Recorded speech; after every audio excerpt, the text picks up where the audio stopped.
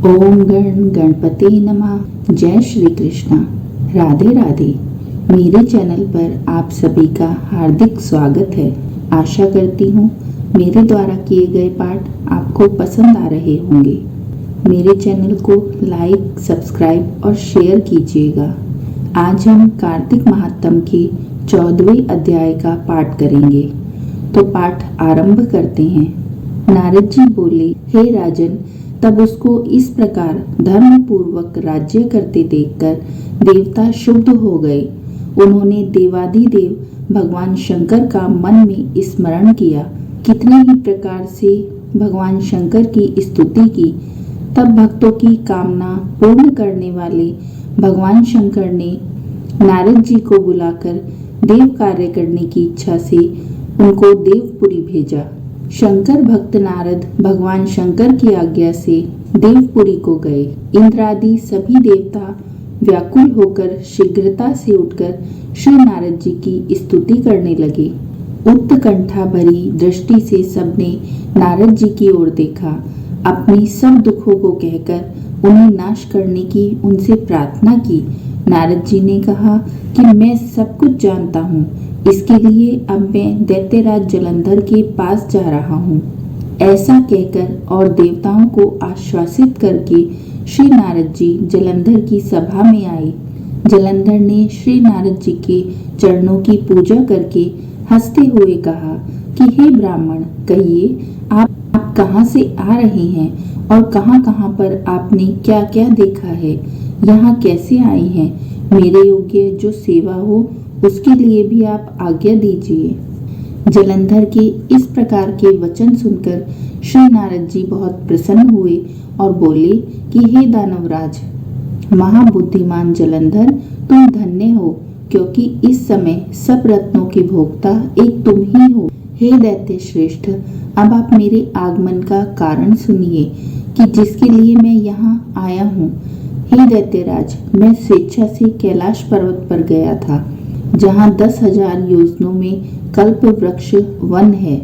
वहां पर मैंने सैकड़ों कामधेनुओं को विचरते हुए देखा है तथा यह देखा है कि वह वन चिंतामणि से प्रकाशित परम दिव्य अद्भुत और सब स्वर्णमय है।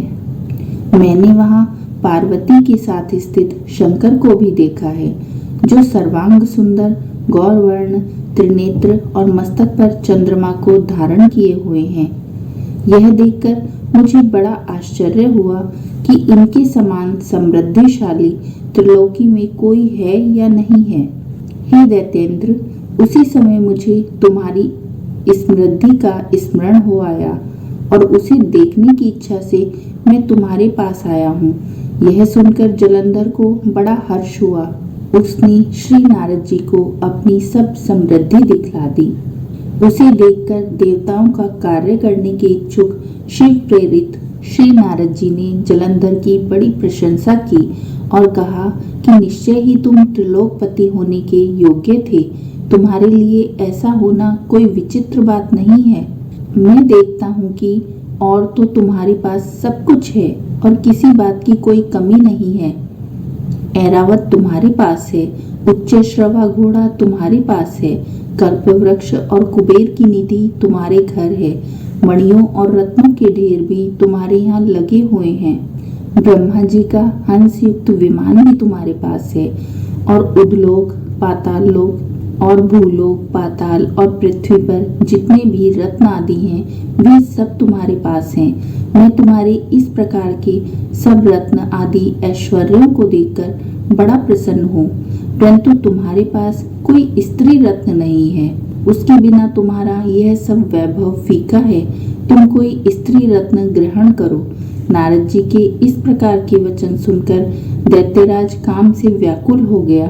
उसने नारद जी को प्रणाम करके पूछा कि ऐसी स्त्री कहाँ मिलेगी जो कि सब रत्नों में श्रेष्ठ हो। यदि ऐसा रत्न कहीं मिले तो मैं आपकी आज्ञा से उसे अवश्य लाऊंगा। नारद जी ने कहा कि ऐसा रत्न तो कैलाश पर्वत पर योगी शंकर के पास ही है। उनकी सर्वांग सुंदरी पत्नी देवी पार्वती बहुत ही मनोहर हैं। उनके समान सुंदरी मैंने आज तक नहीं देखी है। शंकर से बढ़कर समृद्धिमान दूसरा कोई नहीं है। उसकी इस रत्न की महिमा तीनों लोकों में कहीं पर भी नहीं है। तभी तो परम विरक्त आत्माराम शंकर भी उसके वश में रहते हैं। देवर्षि नारद उस दैत्य से ऐसा कहकर कार्य करने की इच्छा से आकाश मार्ग को चले गए।